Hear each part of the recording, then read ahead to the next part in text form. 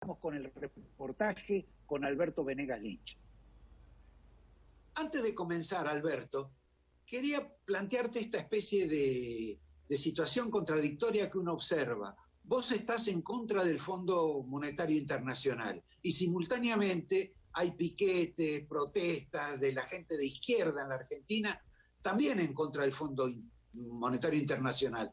¿Cómo es esa coincidencia? Bueno, me parece muy interesante lo que decís, Roberto. Creo que es otra vez una mala información de las izquierdas, porque no saben cuánto los ayuda el fondo, porque básicamente hay un grupo muy grande de caraduras que mendigan fondos y recursos, valga la redundancia, con el fondo, y luego dicen que no pagarán con la hambruna del pueblo, cuando en realidad los acreedores no quieren que cobrar con la hambruna del pueblo, sino con dólares.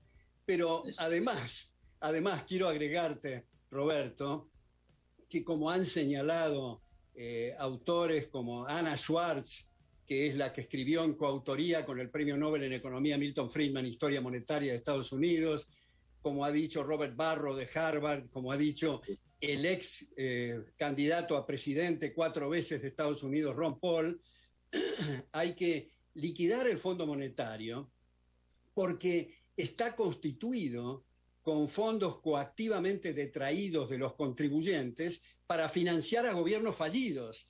Es decir, suponete que vos y yo, Roberto, somos gobernantes de determinada republiqueta y luego de aplicar precios máximos, empresas estatales, reformas agrarias, estamos en una situación crítica y justo cuando estamos por renunciar o fugarnos, aparece el Fondo Monetario con carradas de dólares que prestan a baja tasa de interés con waiver, perdones, etcétera, y nos financian. Hay un libro, Roberto, que para tu audiencia lo quisiera recomendar muy especialmente, de la doctora Moyo, doctora en Oxford, en economía. Tiene un título muy ilustrativo, Cuando la ayuda es el problema. Esta es como una labor de filantropía impuesta por parte del fondo. Ahora, vos no la aceptás porque obviamente hay una ganancia, no sé, de la burocracia internacional.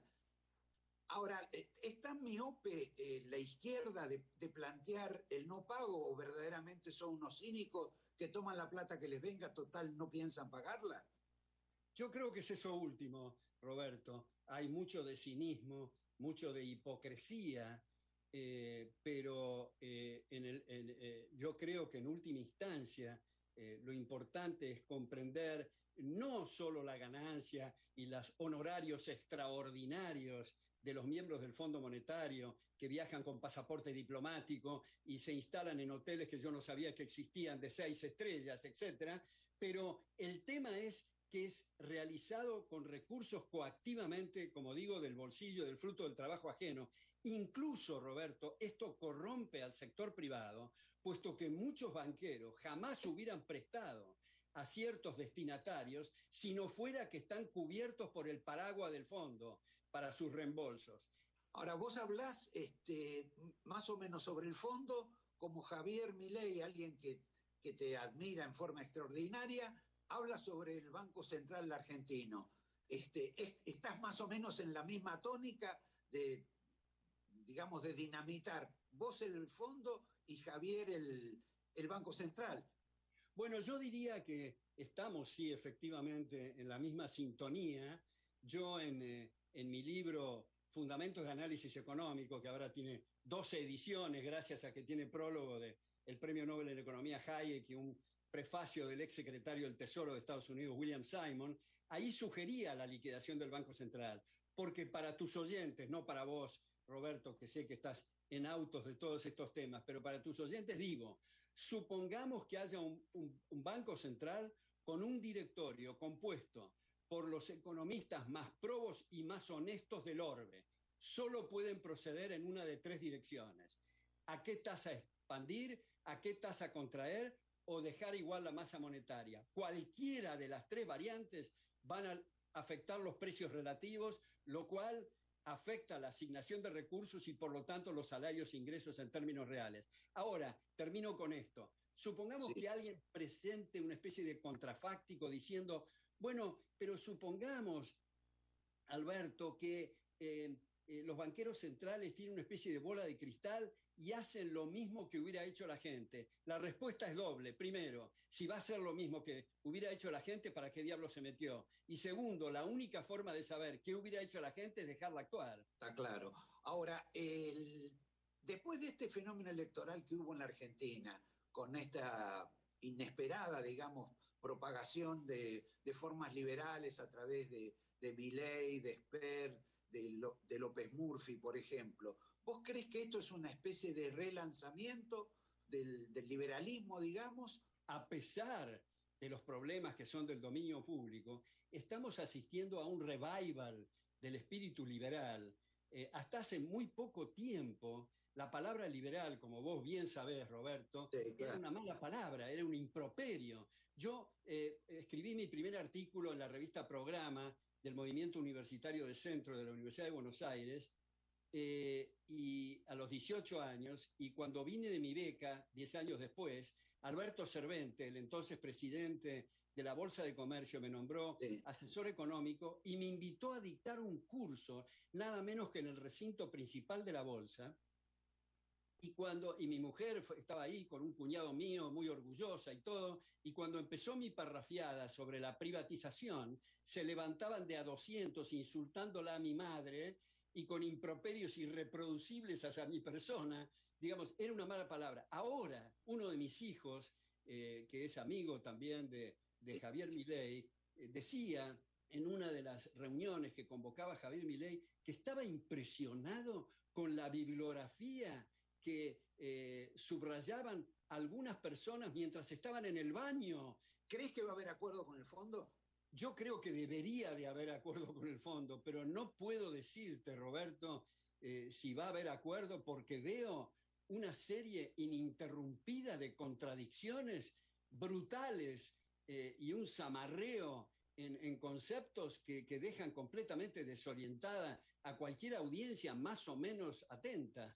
Y en ese plano, esta incorporación de términos como un programa plurianual, de la inflación es multicausal, todo esto, ¿qué son inventos de la heterodoxia para no aceptar los principios del liberalismo? A mí me suena esa terminología como algo digno de una producción cinematográfica de Woody Allen. Francamente no la entiendo y es para cubrir conceptos claves que se podrían utilizar con otras palabras que son las corrientes y no con estos inventos para como digo, enmascarar conceptos que yo creo que ni siquiera los que los están emitiendo entienden de qué diablos están hablando. Y por último, vos te has convertido para el Papa, para el Vaticano, digo vos como pensador liberal, en una especie de diablo, superior a Pol Pot, superior al estrellato del comunismo. ¿Por qué razón el Vaticano, la Iglesia, el Papa tienen tanto, digamos, prejuicio, piensan tan contrariamente y actúan tan contrariamente al liberalismo? Una vez en un programa hace mucho tiempo de Mariano Grondona, que yo tuve un debate con Monseñor Laguna, el segundo del nuncio, Monseñor Schwammer, me invitó a la nunciatura. Mi mujer decía que era para excomulgarme, pero resulta que era para felicitarme por ese debate. Y cuando lo despedimos en la embajada alemana, que seríamos unos 15 o 20, nos pidió que dijéramos qué opinábamos sobre la situación argentina, y cuando terminamos recuerdo perfectamente que él dijo: para mí el problema es lo que ocurre en los seminarios de sacerdotes. Y dijo: mucha guitarra, mucha vida social, mucha sociología barata, nada de filosofía, nada de Santo Tomás. Y yo creo que eso ha pasado. Y yo lo resumo con lo que dijo el actual Papa cuando le preguntaron si era comunista. Y él dijo: son los cristianos los que piensan como los comunistas, no al revés. Eso resume muy bien la idea del Papa Francisco, cuyo mentor fue el cardenal Enrique Angelelli, que celebraba misa bajo la insignia de los montoneros. En fin, te agradezco, gracias por la recomendación de los libros y nos vamos a ver pronto. Muy gentil, Alberto. Gracias por la invitación, Roberto. Un gran gusto haberte visto.